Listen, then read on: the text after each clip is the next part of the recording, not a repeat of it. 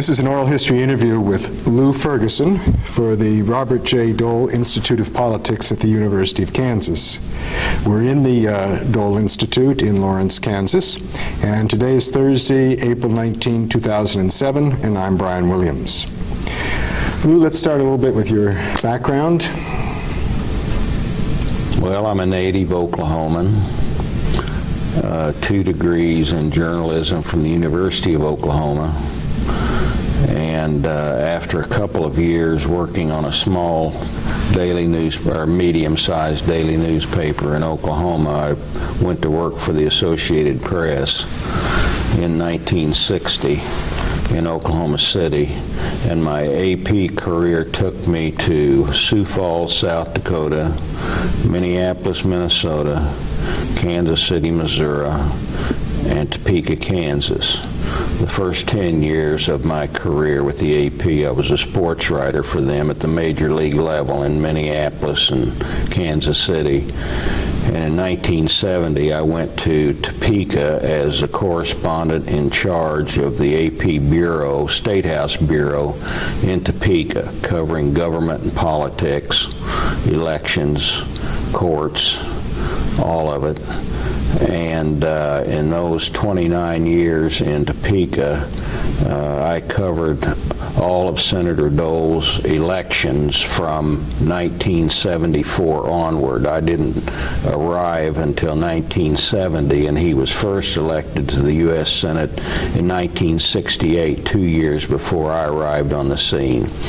And I retired in July 1999, and in retirement I served one 4-year term on the Kansas Board of Regents as an appointee of former Governor Bill Graves, and I did not seek a second term because my wife very badly wanted to move in retirement back to our native Oklahoma, and we did that in 2005. And since then, I've lived in retirement in my old hometown of Ponca City, Oklahoma.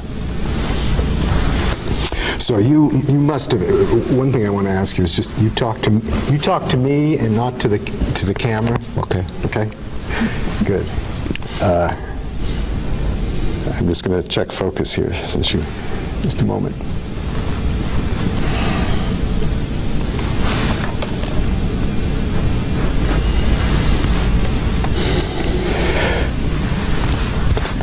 So what was that change like going from sports writing to political coverage?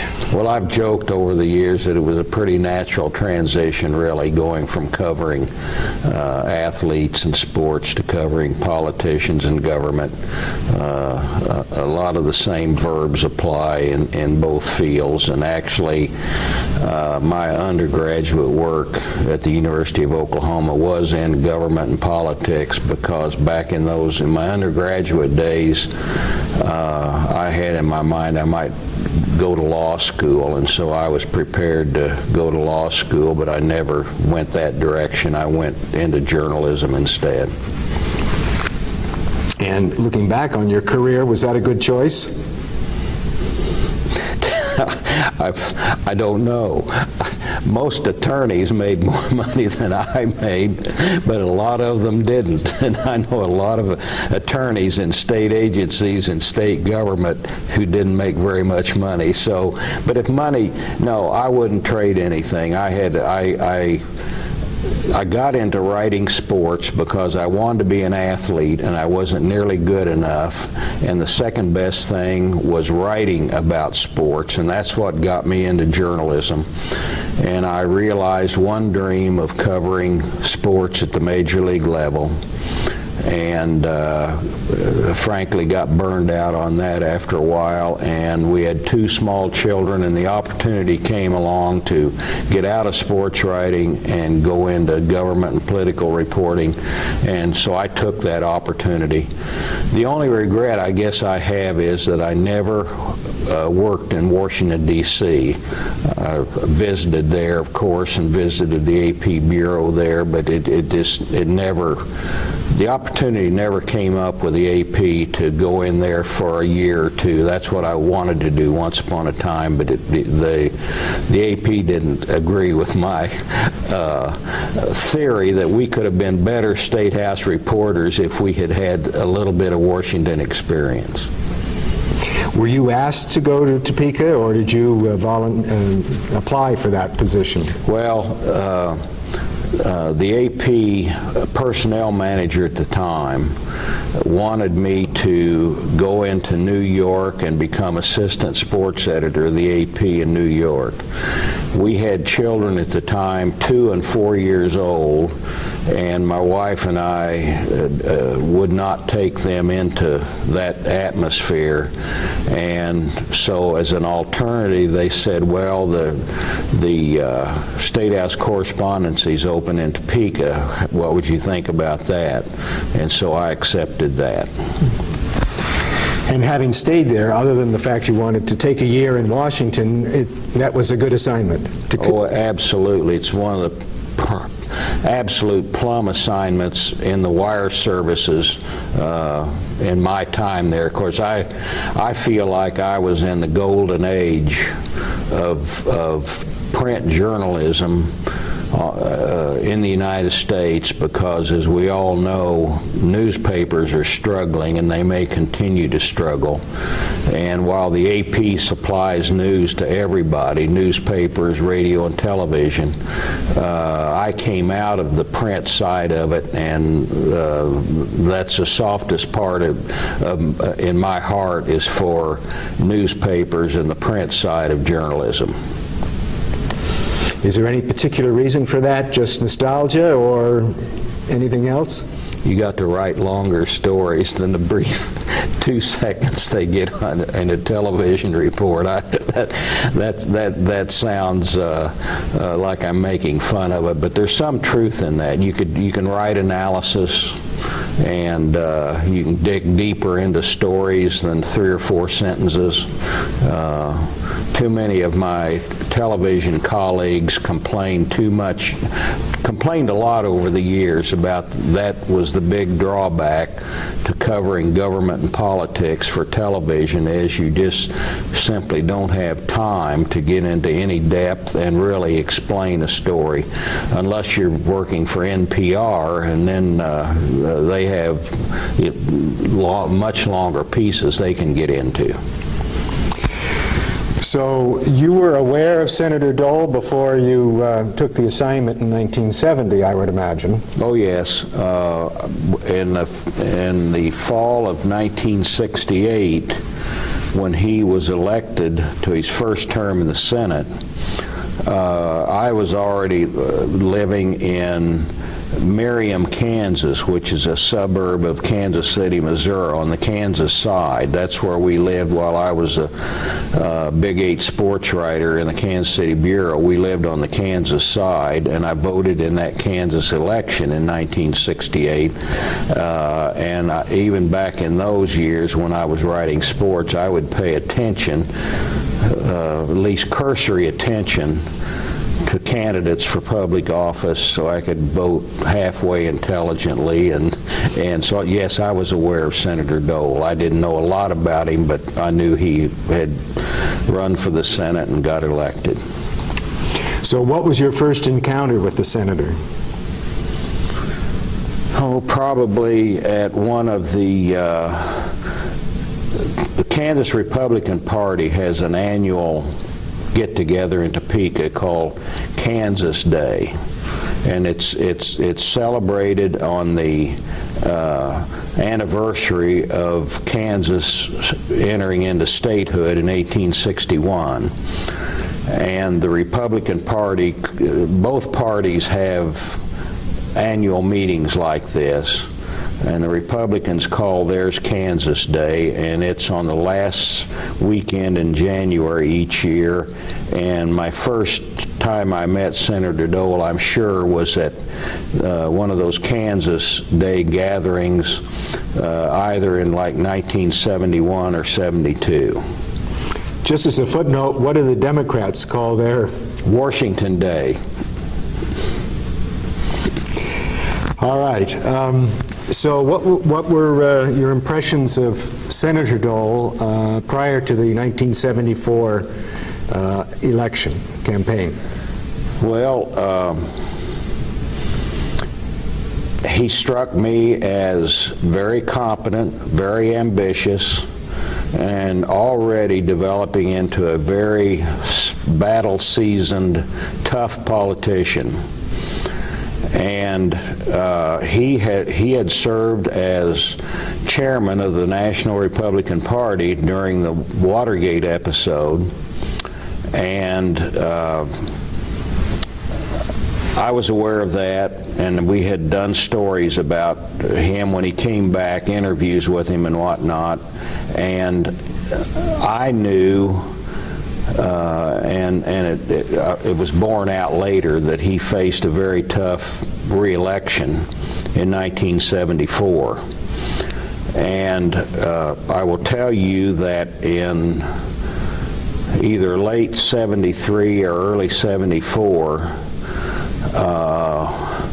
his campaign was considered to be somewhat disorganized, and he was fending off media and Democratic allegations that somehow he might have known about Watergate and even been involved in Watergate in some way. It proved not to be true, but those were the accusations swirling around. As a matter of fact, one of his nemesis was an attorney from Hays, Kansas, named Norbert Dreiling, who was chairman of the Kansas Democratic Party.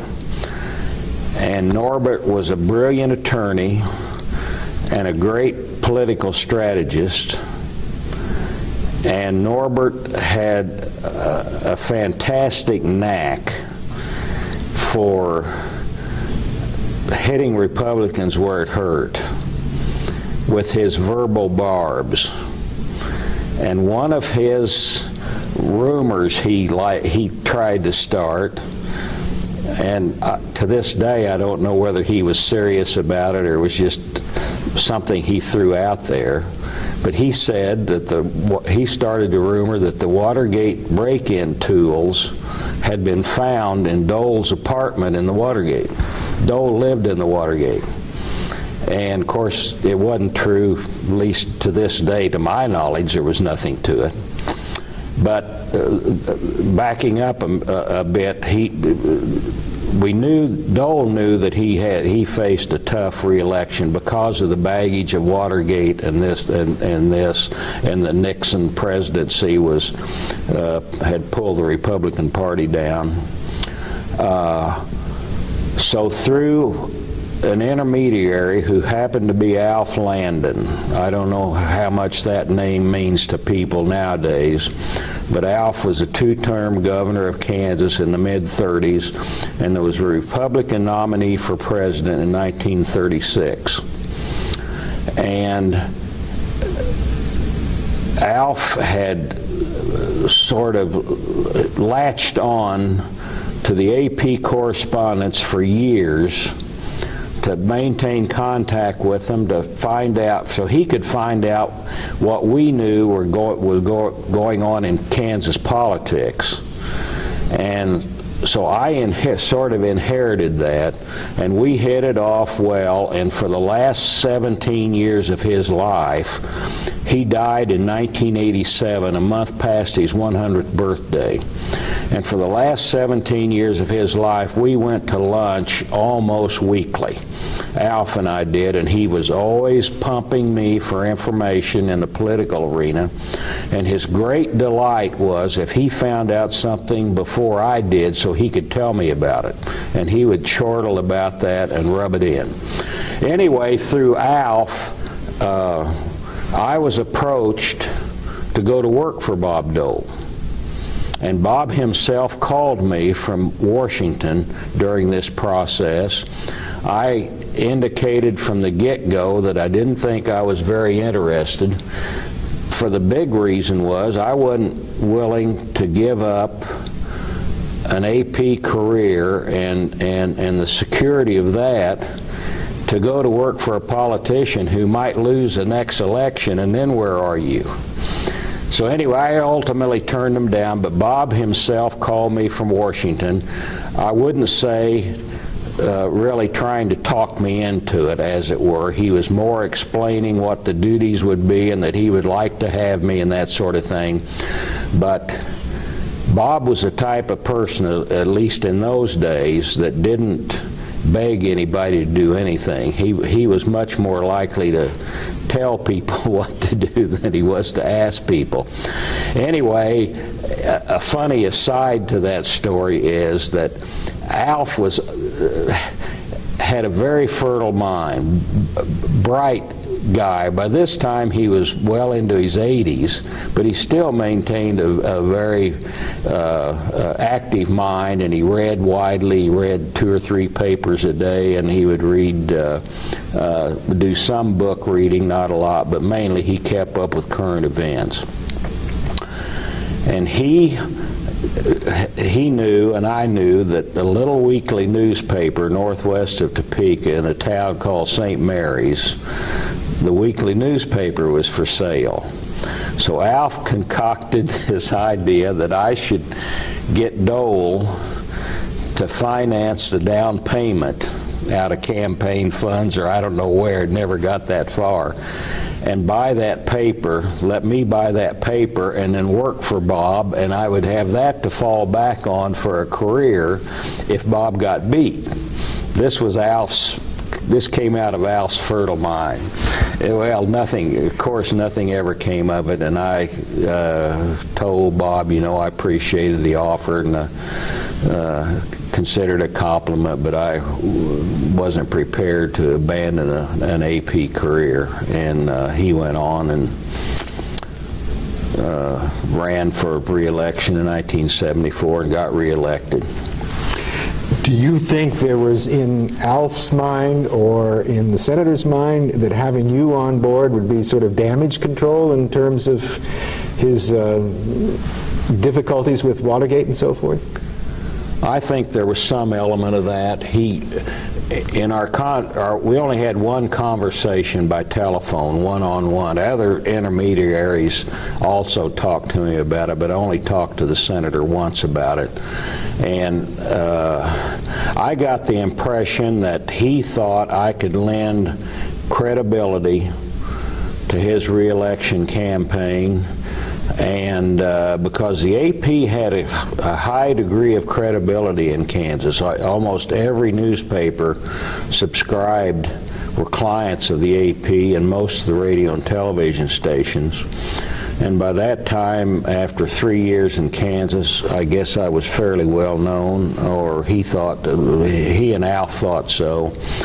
And I think that, plus he thought I was competent and I could do some speech writing. He mentioned speech writing and helping flesh out issues and just kind of keeping an ear to the ground and keep him out of trouble, and maybe come up with some ideas how he could overcome this stigma of Watergate. I don't know that how much I would have helped him or hurt him, but I will never know. But that was my impression after talking to him and Alf and others of why he wanted me to go to work for him. I don't want to overemphasize hindsight and whatnot, but looking back on that opportunity that was placed before you, do you regret not having gone with the senator? No, not at all. And I'll be candid with you, I don't think I could have worked for Bob Dole back in those days. I knew staffers of his, and there were times he was extremely hard on them. A young man who, I guess he was about my age at the time, named Bob Miner, worked for Senator Dole in those days, and he told me some stories of things that happened on the inside, affected Bob's relationship to his staff, that I don't think I would have lasted long. I would have just walked away from it. And that was a big factor in me turning him down. By this time you were getting, or maybe from the start, you were getting front page byline articles on political issues in Kansas. Oh yes, yes. So you were well known in the community. I got a lot better known later because I became, frankly, something of a, I stayed so long, you become a legend when you stay as long as I did. We never intended to stay in Topeka that long. I never intended to stay in that job that long, but our 2 children grew up there, and my wife went back to teaching school there, and we just never left until after retirement. Before we leave, or before we get a little deeper into the 1974 campaign, during the period 70 to 74, did you have many one-on-one opportunities with Senator Dole? They would have been brief interviews when he came back. He didn't come back to visit Kansas a great deal. And especially after the 74 campaign, it was rare for him to be back here because as he worked his way up the Senate ladder, he had a pretty safe seat, and he didn't have to come back here very much to maintain contact. He had a very loyal Republican constituency, and he knew that, and he just didn't have to work it very much. Now, when he would come back for this Kansas Day event, as I've told you, he was very friendly, gregarious, greeting everybody. And by and large, that Republican constituency loved him. I mean, they highly respected him and they liked him. Did you do much interviewing of Kansans about their attitudes towards the senator? Some, not a great deal, but we did. I traveled, made a couple of campaign trips during that 74 campaign, and I would pick up, would ask people who came to his or Congressman Roy's campaign events. I would ask the people who were there, but the problem with that kind of interview is that those people are there because they liked his candidate, so you're not going to get any, quote, dirt on them or anything negative. But I don't recall, well, I know I didn't, I didn't set out and take a grand tour of the state to test the public water and feel the public pulse of what they thought about Senator Dole.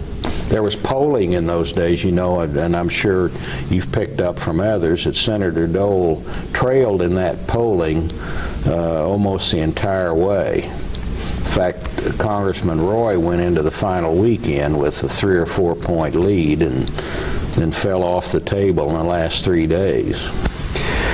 Before we talk a lot more about that, can you generalize on the kind of press Dole was getting in the period 70 to 74? Was it just uniformly positive, or were there pockets of resistance? There was a chain of newspapers, mainly in southwest Kansas, called the Harris chain, after the gentleman who had founded the chain, anchored by the Hutchinson News. And they were probably the most critical of Dole. Not that they went out of their way to criticize him, but I think you ask about was there universal praise of him or not, and no, I think it was mostly positive. What questioning there was of Dole's role behind the scenes of running the Republican Party during the Watergate episode would have come probably from editorials, mainly in the Harris papers, and a famous old editor and publisher of the Parsons Sun named Clyde Reed. Clyde could be critical of Dole. I mean, Clyde was a Republican and he supported Dole, but if he thought Bob had a smear of mustard on his face, he would editorialize about it. Were there some Democratic leaning papers in the state at that time? One alone. the Junction City Daily Union, whose publisher was John D. Montgomery, and the reason I emphasize the initial is his son was John G. Montgomery, and so we always use the middle initial to distinguish between them. In fact, his son, John Gray Montgomery, is still the publisher to this day of the Junction City Union. But the older gentleman, John David Montgomery, was a big Democrat, and that was the only paper back in those days that had a decided Democratic leaning of the daily newspapers. Now, I couldn't comment on the weekly newspapers. I didn't pay enough attention to them. Right. So give me your share with me your recollections of the 1974 campaign. Well, like others, I think it did ultimately turn on the abortion issue. And I could be wrong, but in my mind that was maybe the first statewide election, perhaps in the United States, that in which the abortion issue was that big a deciding hot button issue. It later became, of course, all over the country. It had not been much of an issue in Kansas up till then. Kansas had the Kansas legislature had passed a law in 1970 allowing abortions under certain conditions. For example, you had to get 3 doctors had to agree that the abortion was necessary for the life, health of the mother. That later got struck down by the courts, who said they only needed 1 doctor to make that determination. So abortion wasn't unknown in Kansas until '74, but it had gradually grown, and Kansas Right to Life in those days was the primary anti-abortion organization in the state. And they just came to prominence in that period leading up to the 1974 election, between 70 and 74. I'm sure they had been organized before 1970, but nobody heard much or paid much attention to them. And I would say, like in September or October of that '74 campaign, literature started appearing primarily in the form of flyers placed on the windshields of cars at churches, or evangelical churches around the state and Catholic churches, accusing Bill Roy, who was a physician in OB-GYN, and some of this literature was pretty raw. Pictures of fetuses in plastic bags, for example. And I can remember at a news conference, probably sometime in late September, early October, asking Senator Dole what he thought about this and giving him every opportunity to either repudiate it or distance himself from it, and his response was, I have no control over what a third-party group like this does. So he would neither renounce it nor repudiate it. He didn't say, I condone it, I encourage it, or anything, but he certainly didn't repudiate it, and steadfastly maintained that he and his campaign were behind it in no way whatsoever. But it certainly benefited him, and as the campaign drumbeat quickened in October, in my recollection, the Kansas Right to Life became more and more vocal anti-Roy. As a matter of fact, painting him by word of mouth and behind the scenes as being one of the state's leading abortionists. And in fact, he was not, as I'm sure he told you. I don't want to characterize what he did. He may have performed a few abortions, but and there may have been others performed in the partnership he had in which he was involved in Topeka. but certainly he wasn't, quote, in my mind, he wasn't an abortionist, but that's the way they painted him. And as I mentioned, Dole trailed almost in the polling almost that entire campaign, and it wasn't only the abortion issue that beat Roy, in my opinion. It was the fact that he was on the liberal side as far as Kansas politics are concerned, and that certainly paid into it. Bill had both degrees in medicine and law, and he would tout that. And it's been my experience in politics that the more you advertise and emphasize how highly educated and how brilliant you are, the more you go down with voters. Voters like people like themselves. And after my years of observation, people vote overwhelmingly how they feel about a person. You have 30% that are going to support Senator Dole no matter what, or whatever the percentage is. You're going to have 30% who wouldn't vote for him for a dog catcher, as the old saying goes, and it's the 40% in the middle who aren't that passionate one way or the other. And my observation, they overwhelmingly vote about how the likability factor, and issues mean very little to them, I don't think. Or as long as as long as they're not a hunter and some candidates saying, well, I'm going to take all the shotguns and rifles away from the hunters, then they're going to oppose the guy. But so Roy's personality played into it.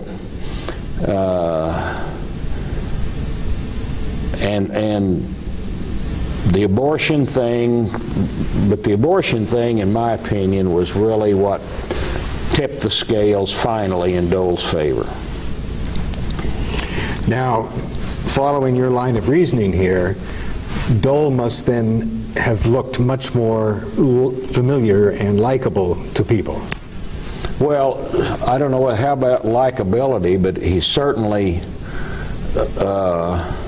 came across as more in tune with a majority of Kansans politically, where they were on the political spectrum. On the, Bob Dole didn't come across as, an extreme conservative. And by today's standards, he was really middle of the road. Back then, he was considered conservative, and I think he called himself conservative. But Bill Roy was so much more. The contrast was obvious between Bob Dole, the conservative, and Bill Roy, the liberal. And I think in the final analysis, a lot of these swing group voters in the middle just came down on the side that Bill Roy was just a little too liberal for them. And then the abortion thing swung some others. How did the Vietnam War play out in that campaign? Don't remember it ever being an issue, in all honesty. Don't remember it, but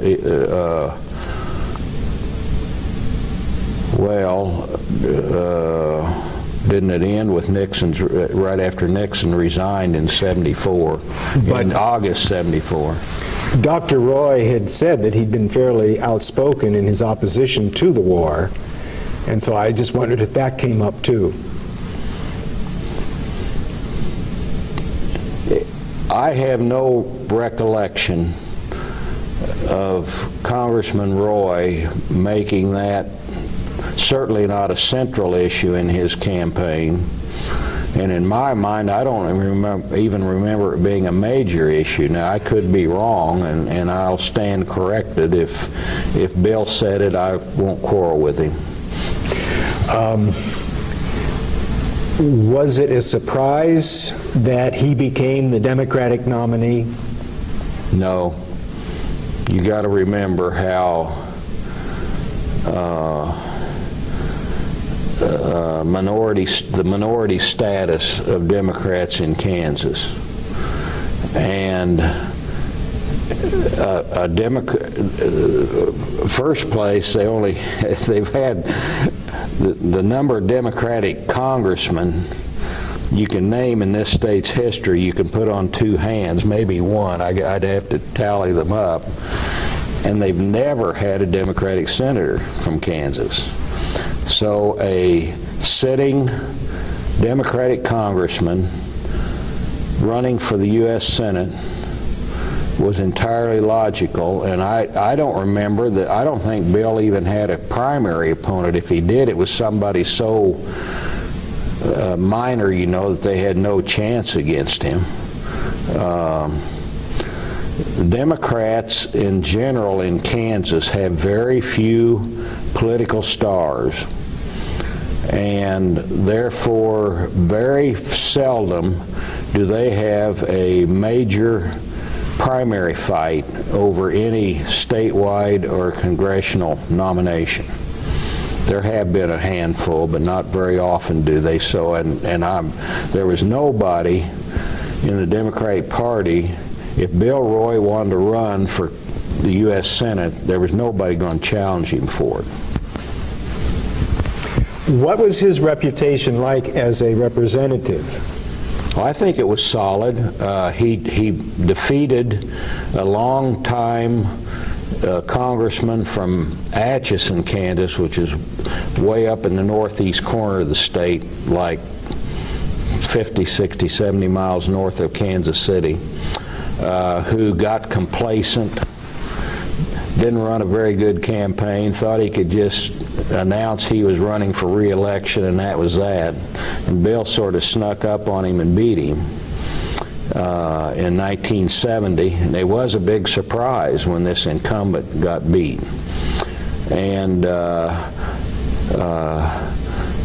Bill had good constituent services. He came back, he paid attention to the district, and I think he was in pretty good stead with second district voters by the time he ran for the United States Senate, but I don't think he was very well known at all around the rest of the state. And in the big voter blocks of Wichita and suburban Kansas City, I don't think he was very well known, and that probably hurt him. But I'd have to go back and check the figures to see how well he did against Senator Dole in those two big voting areas, population areas. Did any newspaper in the state take on the issue of the abortion pamphlets and so forth? I mean, did that become controversial? A couple of the Harris papers, Hutchinson and I think Salina, took note of it, but I have no recollection of the Kansas City Star or the Wichita Eagle or the Topeka paper editorializing that this was good, bad, or indifferent, this abortion issue raising its head. I'll be frank with you, other reporters, even for the Eagle, the Wichita Eagle and Kansas City Star, virtually ignored that issue. They just didn't pick up on it coming down the stretch. And I recall Roe v. Wade had occurred in 1973, so right. That gave some background to this, but still it was not a hot issue.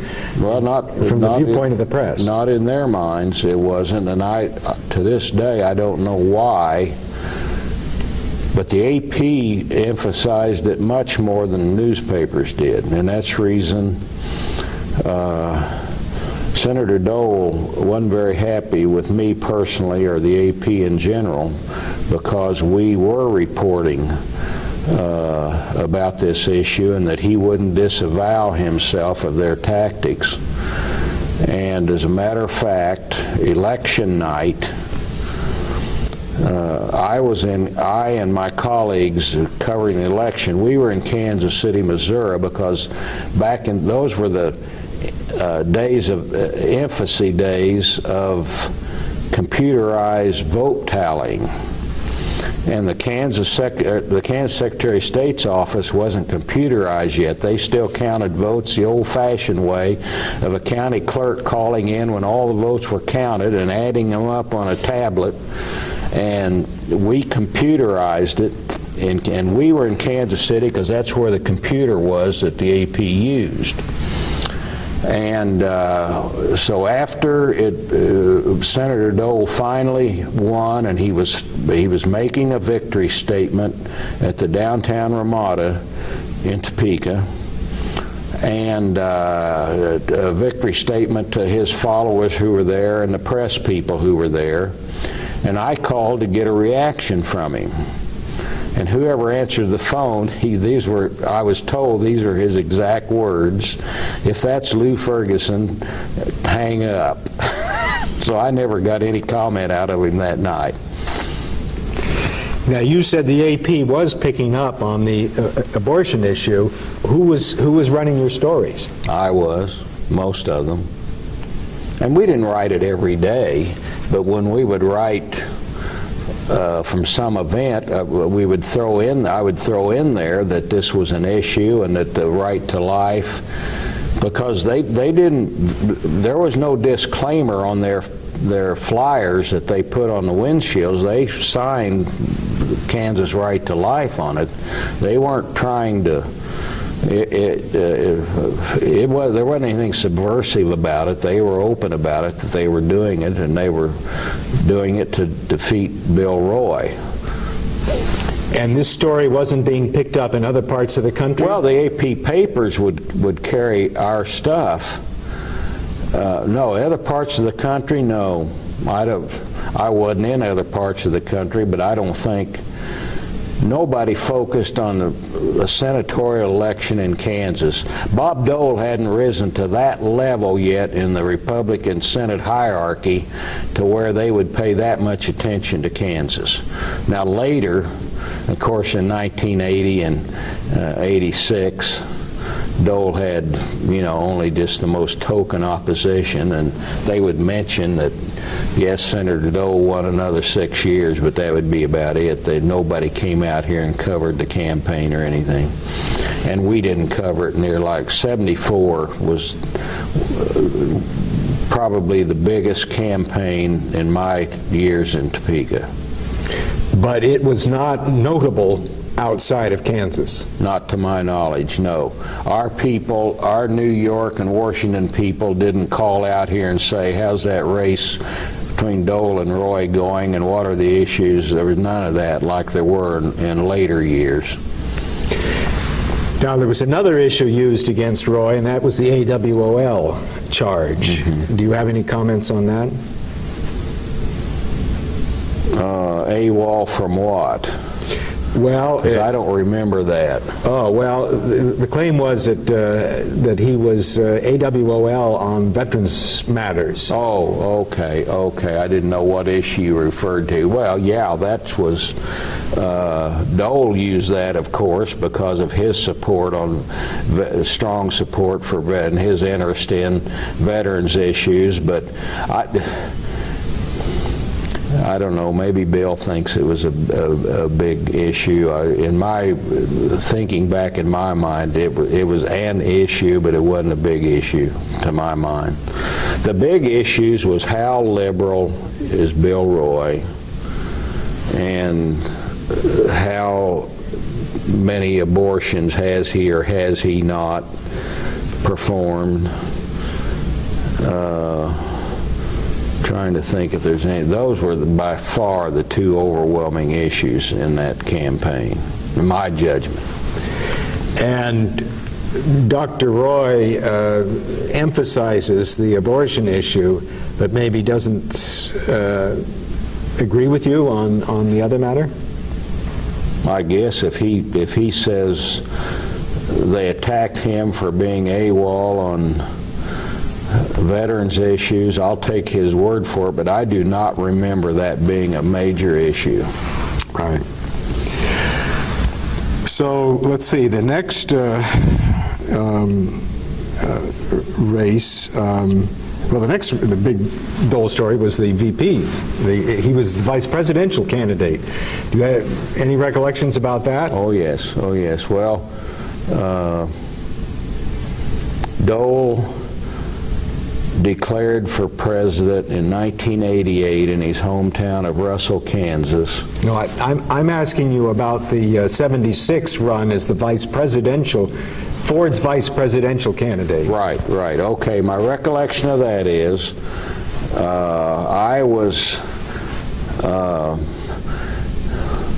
nobody expected him to pick Dole.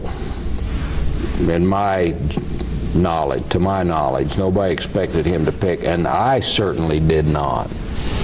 The convention was virtually over, and I was down in the basement of the Mulebach Hotel in Kansas City buying some convention memorabilia for my children, when I saw one of the vendors had a little TV set there, and I saw on there they said he's picked Bob Dole. I wasn't even at the convention center. Of course, nobody else was either, because this announcement came from another hotel down on the plaza. And so I thought, I gulped hard, and I thought, my gosh, where'd I better go? Well, I went to where the Kansas delegation was staying, at a actually kind of a seedy motel down by the river, north of the downtown area. So I went there to see who was around to get reaction from them. Because I knew no reporter was going to, maybe some of the top dogs from the networks and the AP and UPI might get invited up to interview Dole or whatever, but I certainly wasn't going to as a correspondent from Topeka. So I went and sure enough found Dole's sister and his daughter Robin were at the motel. And they didn't even know it yet. So I broke the news to them and got comments from them, and of course they thought that was great.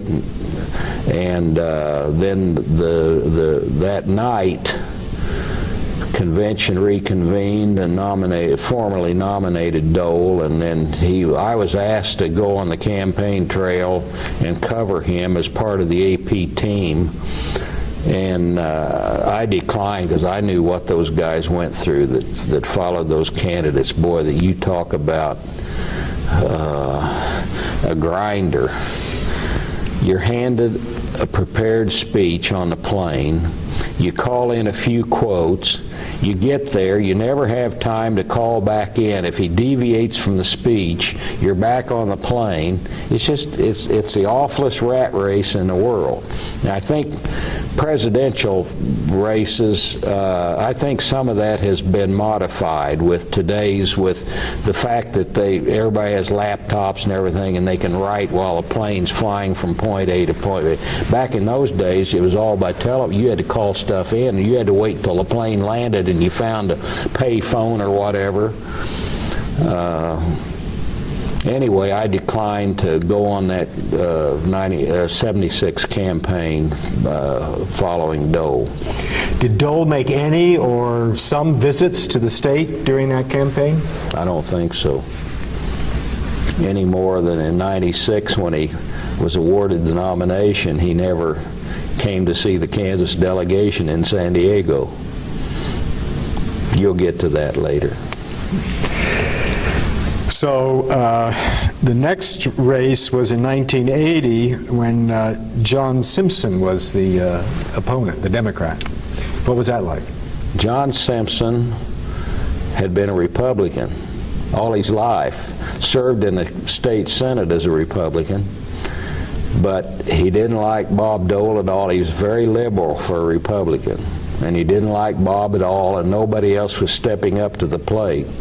So he switched parties and ran as a Democrat against Bob, and of course he had virtually no chance because he was painted as a turncoat Republican going after one of the heroes of the Kansas Republican Party. John was a nice guy, very bright guy, but he never had a prayer from the get-go, given his background of being a converted Republican. Of course, that was Dr. Roy, too, wasn't it? Yes, yes. But Roy had done it some time before he ran against Dole. In 1985, Dole became the Republican leader. He was elected Senate. in 84 Yes. and took office in 85. How did that play in Kansas? Well, got great coverage, of course, out here, and Kansas were, especially Republicans, were elated that they had a favorite son ascend to that. You know, it put him in the category with Dwight Eisenhower, and probably put him in a higher category than Alf Landon, because Alf got beat so badly. So it just elevated him to forever one of the icons of the Kansas Republican Party. The next race was in '86 against an opponent, Guy McDonald. Yeah, an absolute zero. I don't mean to malign the guy, but the only reason he won a Democratic primary was his name, and because of the McDonald franchise, the restaurants, that people recognized the McDonald name, and you know, it rang a bell, and I can't tell you now who the other candidates were, but they were equally nondescript, unknown in the political world, and he won, in my opinion, strictly because his name was McDonald. Did you or any of the others, journalists, cover the Democratic primary and who was... To no degree whatsoever, because we knew that, you know, we covered other things, governor's race and what have you, because that race was decided before it began. Just to finish off here, then in 1992 it was Gloria Odell. Odell. Right. And what comments do you have about that? Well, Gloria kind of came out of the blue to run for it. She really didn't have much. She had some credentials of having worked in the Democratic Party, but she had no other political credentials. She had worked for nonprofit organizations, as I recall, and some women's, or was active in women's issues. But for her to, and here again, it's simply because there wasn't anybody else, anybody of any stature in the Democratic Party that wanted to take on Bob Dole. And so she did it, and she thought she could get the women's vote, and maybe people were fed up with Bob Dole, but she never stood a chance. She made some allegations against him that kind of, I think, upset him or made him mad, but it was like a elephant flipping a fly off his back.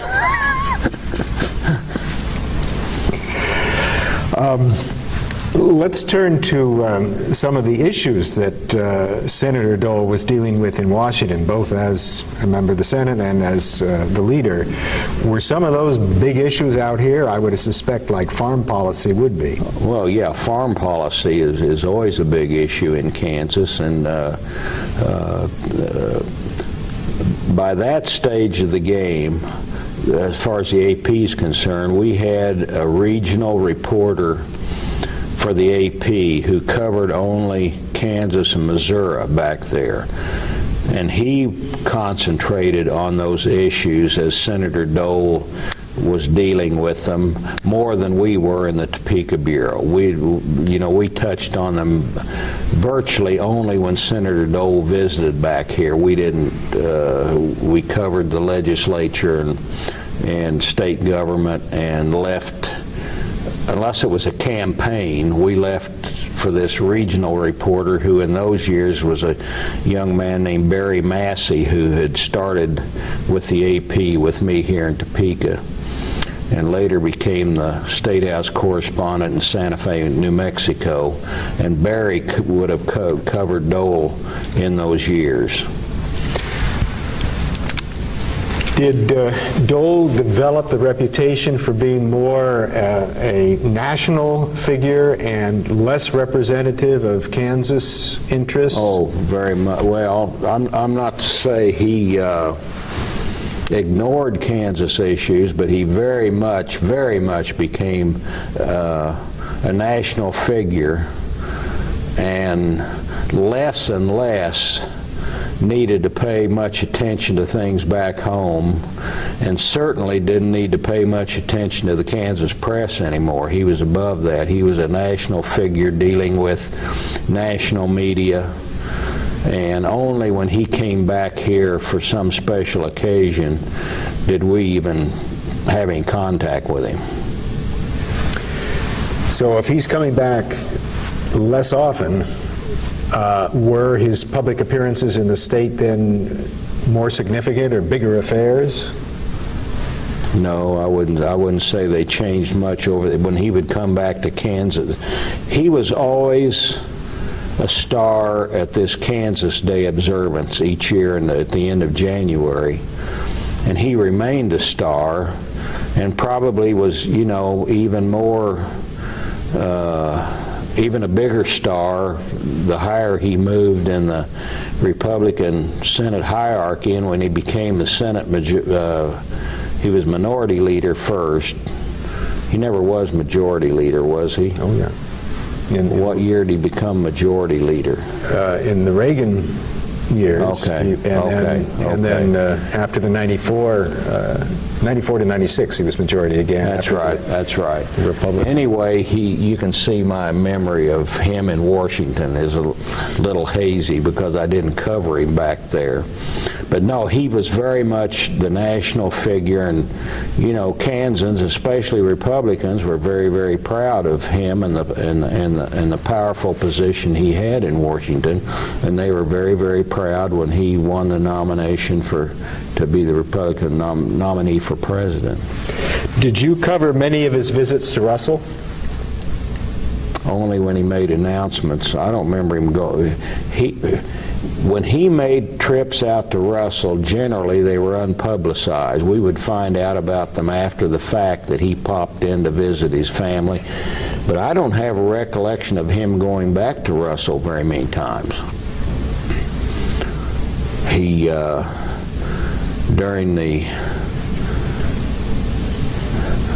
and Gerald Ford flew to Russell from the Kansas City Convention, and then Dole announced there, made his formal announcement there in '88. In '96, he made his formal announcement here in Topeka, and then went to Russell after that. But no, those are the only times I ever covered him in Russell.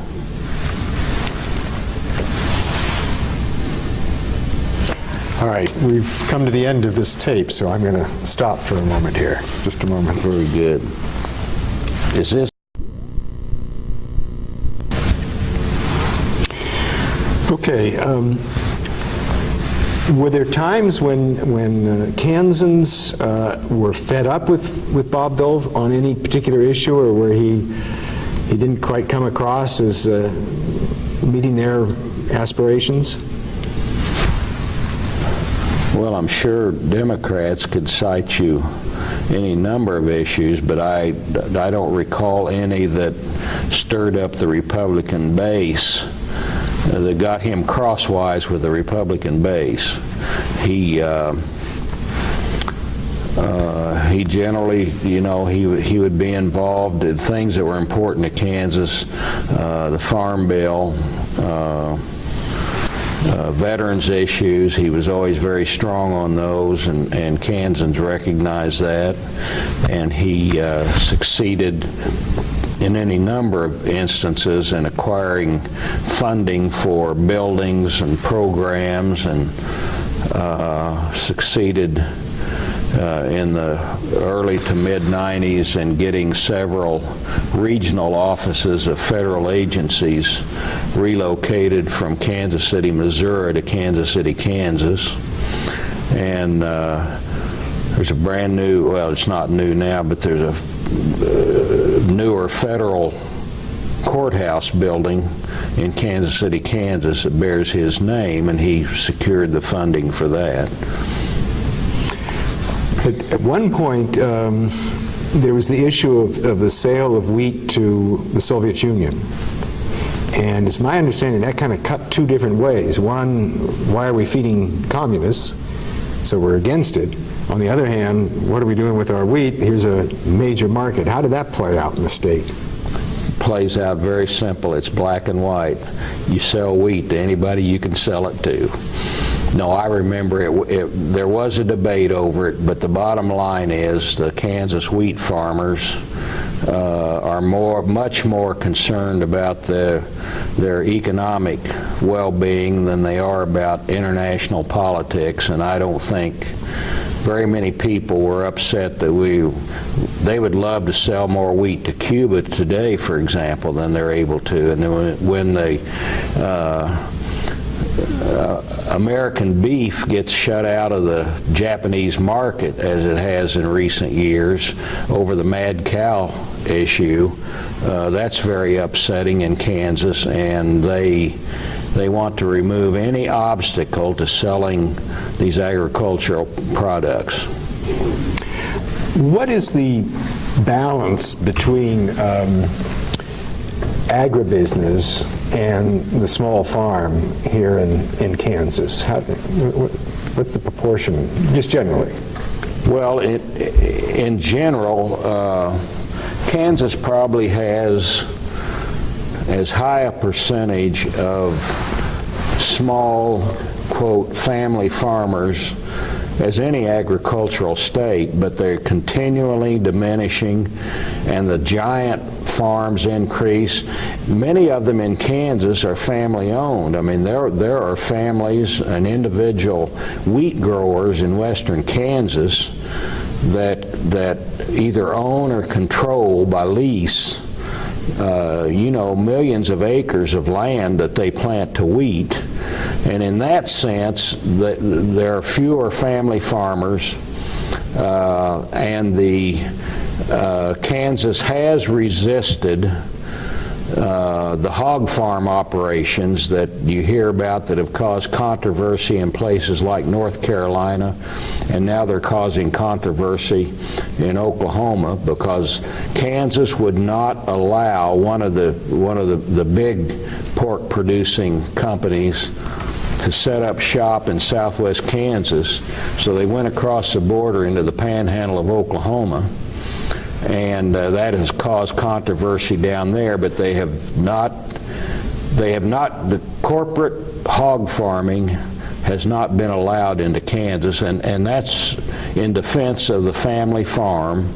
And there's two sides to that issue. There are a lot of, quote, family farmers or small farm operations that would love to have contracts with these big pork producing companies and sell their hogs to them, but we haven't had much of that. There's some contracting in southwest, my understanding is, in southwest Kansas now, with the big operations that are located across the border in the Oklahoma Panhandle. I've read somewhere that Bob Dole had really good relations with the man in charge of Archer Daniel Midlands, Andreas. Was he a better friend to ADM than he was to a little family farm, or not? I don't know that I'm in a position to judge that. All I can tell you is that there are a lot of Kansans, especially Democrats, who think Bob Dole got into bed a little too much with ADM and There were stories of ADM flying him around during campaigns and that sort of thing. I don't know that any of it was proven, and it never, not enough of it became public to my knowledge.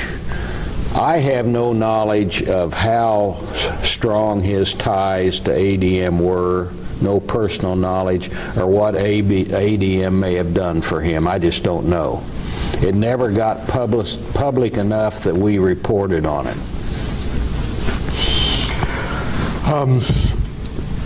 When Bill Clinton became president, Dole was pretty sharp with him and really didn't want him to succeed in any legislative way.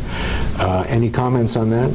Well, I suspect it's because Bob has had it in a long time, and at least in the back of his mind, to run for president himself. He had tried it in '88, and then I think he anticipated trying it again, which indeed he did. So why would you want the person you're going to challenge to succeed? That's just the way the political game is played.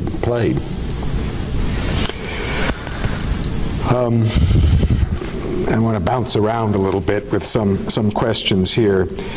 How have Dole and Nancy Kassebaum, when they were both in the Senate, how did they work together or not work together? What was that like? Well, for public consumption, I think they were very compatible. But behind the scenes, I know there was a lot of friction between the two staffs. Senator Kassebaum's staff and her chief of staff, once upon a time, at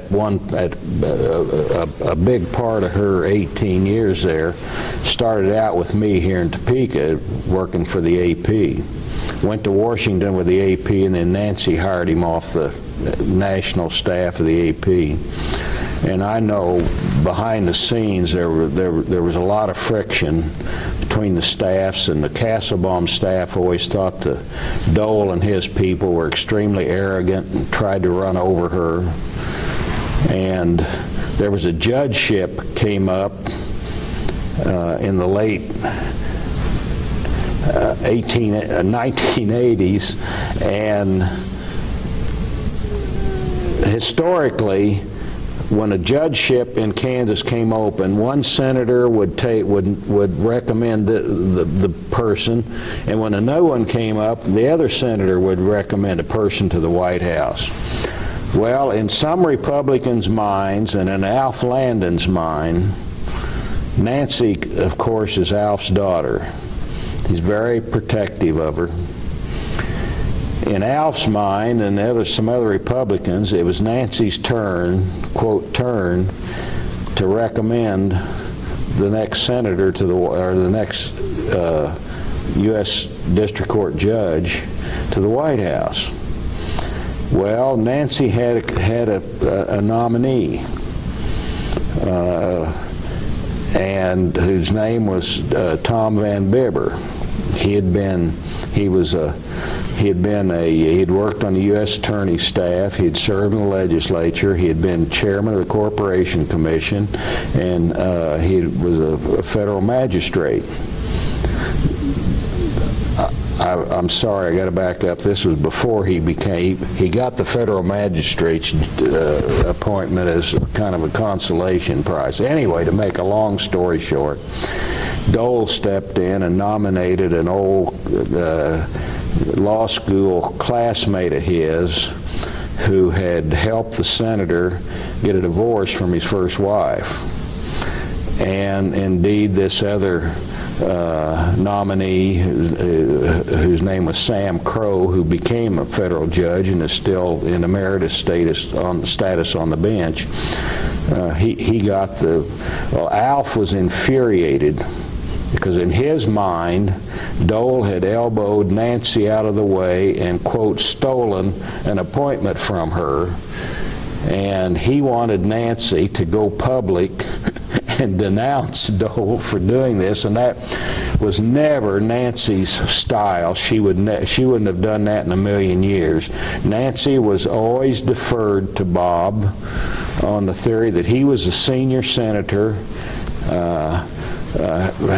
much higher in the Republican hierarchy than she was, And so she did nothing about it, and indeed, her nominee, Tom Van Bibber, later became a federal judge and had Senator Dole's support, but the support of both senators when he got it.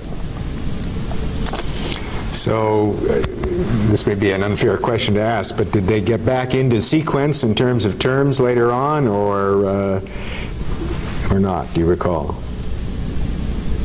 Well, I don't remember that we had any more nominees. Well, then there was a period in there when Bill Clinton was president that you didn't nominate a Republican because he wasn't going to get nominated by President Clinton.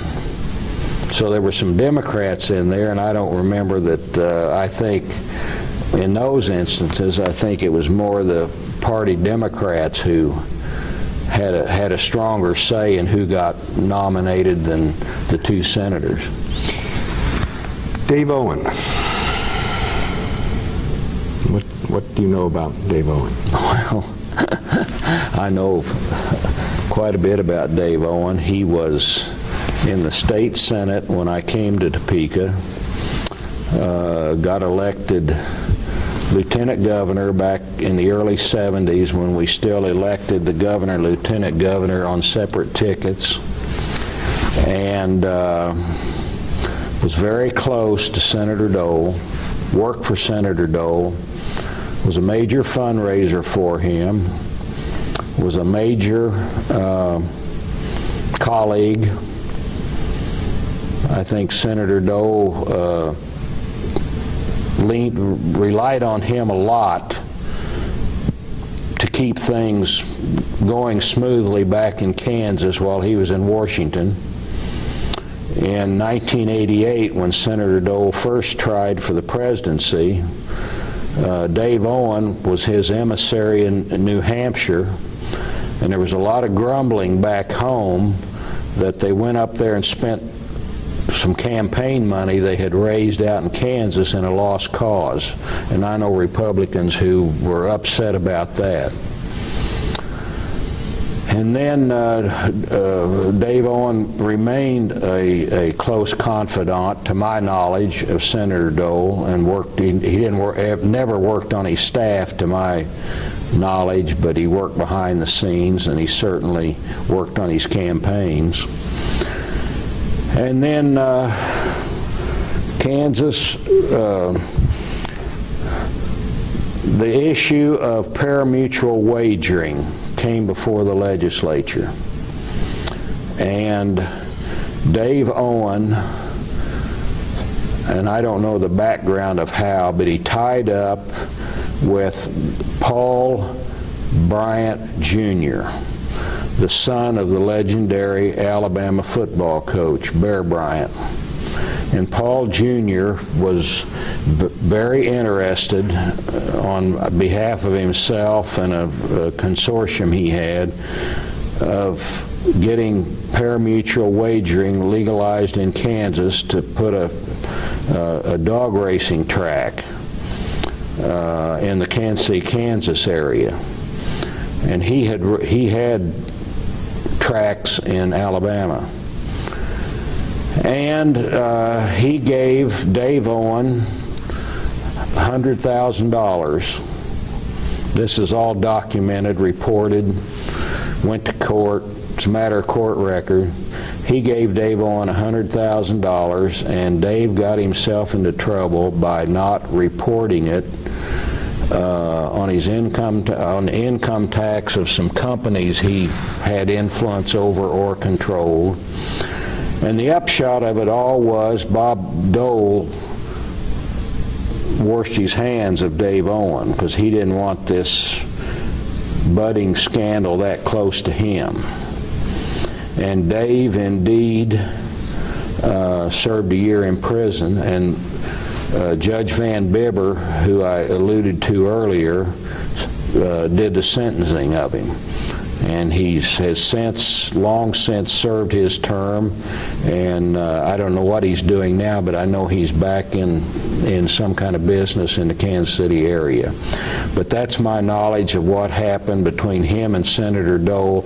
If things also happened personally between them, that they got into some kind of dispute, I'm not privy to that. All I know is that Dave Owen got himself into these legal problems, and Senator Dole just cut him off. I thought there was some issue about Owen managing Elizabeth Dole's trust fund.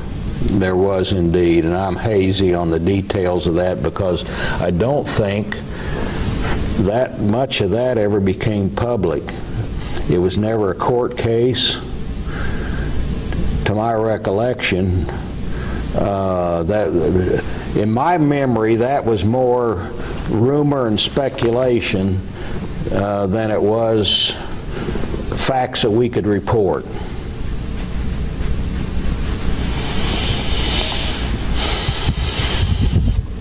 Now, we sort of passed over the 1988 presidential campaign. Is there anything to say about that? Well, I think out here in Kansas, we mostly thought it was a non-starter from the beginning. At least we in the press. I'm sure there were loyal Dole Republicans who got fired up about it and thought it was going somewhere. But I don't think we in the press ever thought it would get very far, and indeed it collapsed in New Hampshire. So why were conditions quite different by '96? Dole had built a major reputation as the Republican leader of the Senate.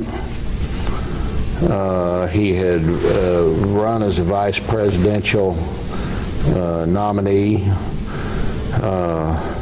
And frankly, and I've heard other people say this, I think it was just Bob's turn. Republicans used to be that way. It was whoever was next in line. I think that a lot of people in the party thought they owed it to Bob.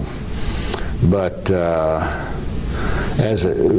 speculation was, and as it turned out it was true, that at that point in time Bill Clinton remained so popular that Bob really never had much of a chance. Do you think he really wanted to be president? Oh yes, I do. And I'll go beyond that. I think he would have been a very good president. He was analytical. He was smart. He knew how to strike compromises in government. And that's one of our big problems since, is the two factions are at loggerheads all the time in Washington. They can't get anything done. Bob Dole knew how to strike compromises when it was required. Not that he wasn't fiercely partisan. Everybody knows he was. And yet he knew how to get along with the other side when something really needed to be done. And he knew the ways of Washington. Maybe he knew them too well, and maybe that was a strike against him. But a bigger strike was that at that point in time, Bill Clinton, in my judgment, was just too popular, and remains more popular since leaving office, despite what many consider he squandered in his presidency. There's always been the issue of the bad side of Bob Dole, the scowling, the angry, the quick to mouth off kind of reputation. Is that an accurate reflection? Is that just a minor part of the character? Or how do you see that? Bob Dole was a very tough politician who had fought his way up to lead his party in the United States Senate. And I don't know, he's a very complex personality. And I don't know how much his wartime experiences and his recovery from very severe wounds played into that and made him even a tougher personality than he was. But yes, he could be very tough. He could even be mean-spirited. And it came out behind the scenes in a lot of ways. He could be short. In my dealings with him, he never was what I would call nasty to me. He always treated me fairly, and he never cut me off, other than that one time where he told him to hang up on me. But we got along okay. We weren't around each other that much. And any time, like he was back here at a Kansas Day event or whatever, or in his office, there were a few times when he called me to his office because he had a story he wanted to get out. And it was always cordial enough, but I doubt, except with the possible exception of Elizabeth, I doubt Bob Dole has been a buddy of anybody in his adult life since his wartime experience. He's just always been distant, in my judgment. Now, there are people who tell you that's all wrong, that he can be the warmest, nicest guy in the world. I've got to say, I seldom, if ever, saw that side of him in my professional dealings with him. So is it remarkable that, saying all that he has been such a successful politician?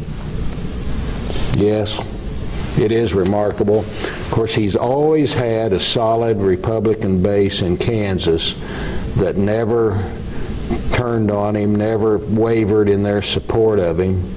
So he never had to really watch his hind flank like a lot of politicians have to do, especially those where the voter registration's virtually a toss-up, or they've got potential tough opponents waiting in the wings to take them on. Bob never really had that. Bill Roy, other than Bill Roy, Bob Dole never really had a really tough campaign in Kansas, a knockdown, drag-out like that '74 campaign. What would you estimate would have been the number of contacts over your professional career that you had with Senator Dole? Just real ballpark figure.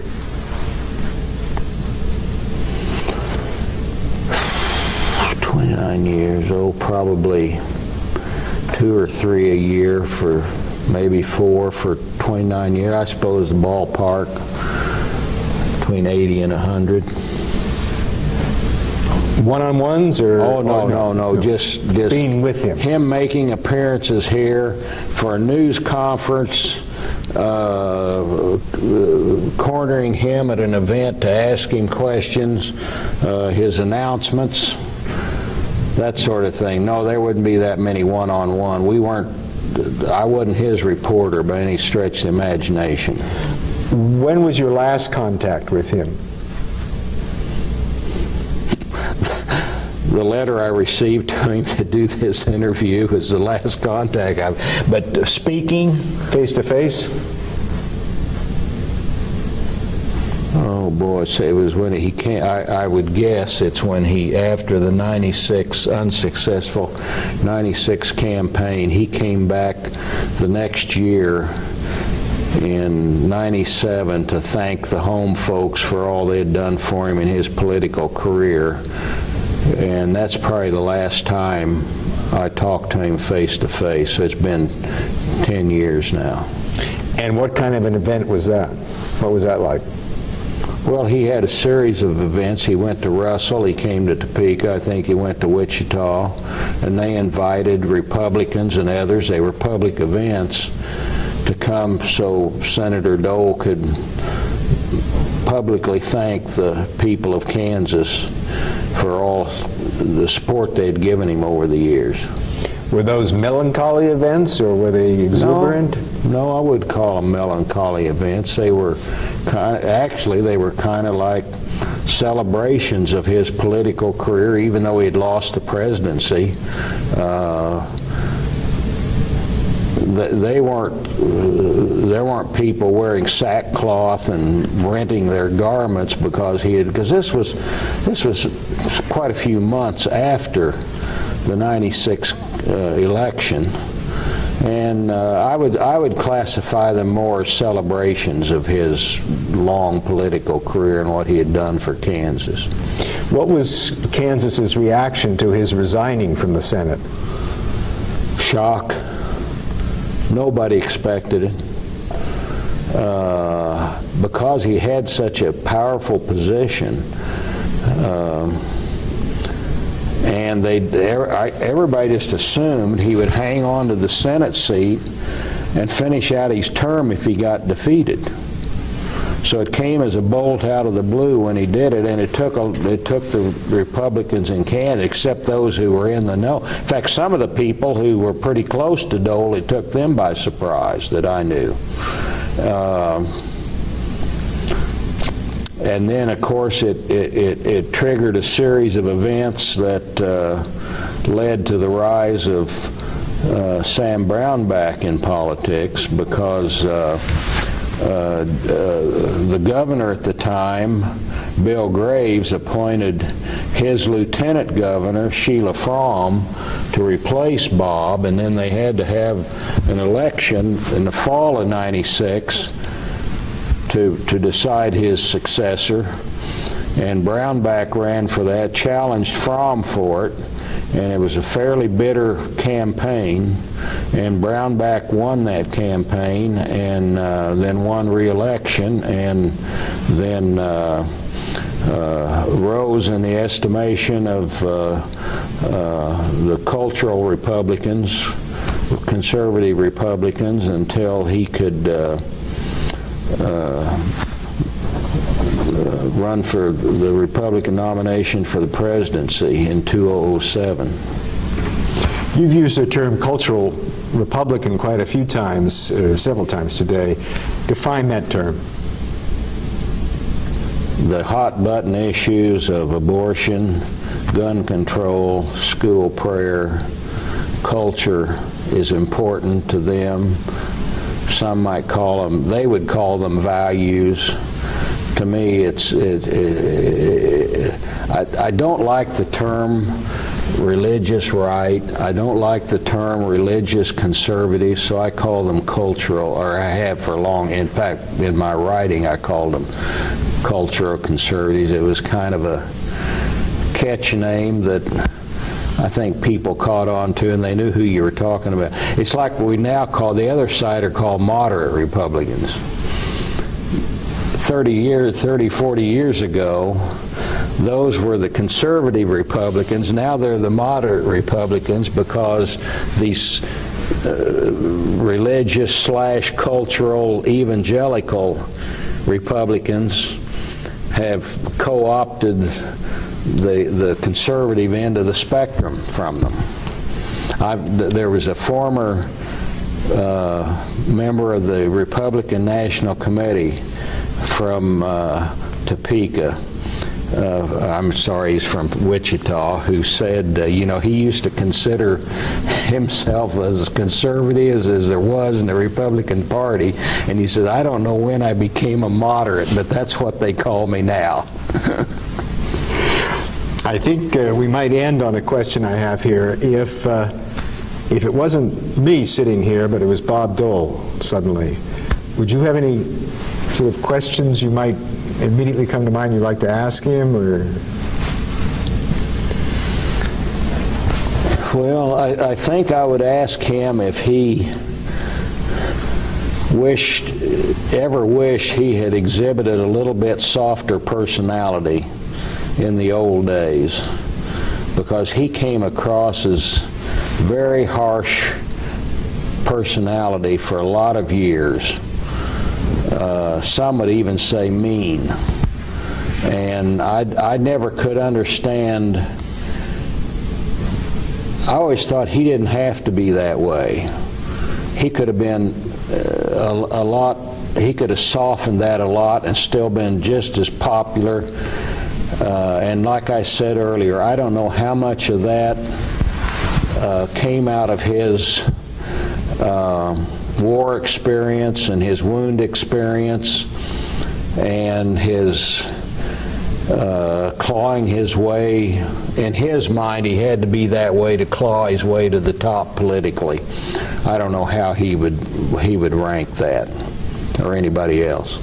20 years from now, how do you think people will look back on Bob Dole? Oh, I think they will look back and say he was a strong Republican leader of the United States Senate who might have been president, but had certain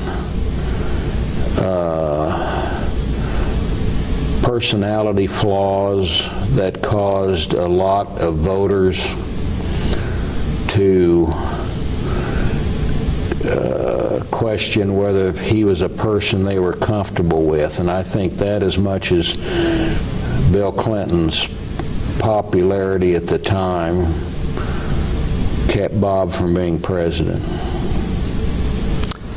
Have we left anything unsaid today that occurs to you? I can't think of a thing. I greatly admire Bob Dole and what he did, and I respect what he did, and I mean it very honestly. I wish he could have softened up his public image at that period, critical period in his career, when he might have come across as a nicer guy, and it might have gotten him even farther in politics. A lot of people remember how nasty he came across in that vice presidential debate, and a lot of people, it never left their minds. And I always thought he didn't need to do that. He didn't need to be, the popular political phrase is, a hatchet man. Gerald Ford, in my opinion, didn't need that, and Bob Dole didn't need to fill that role, but somebody, he or somebody told him, I guess, to do it. And on his behalf, I've always regretted he came across like that. Thank you.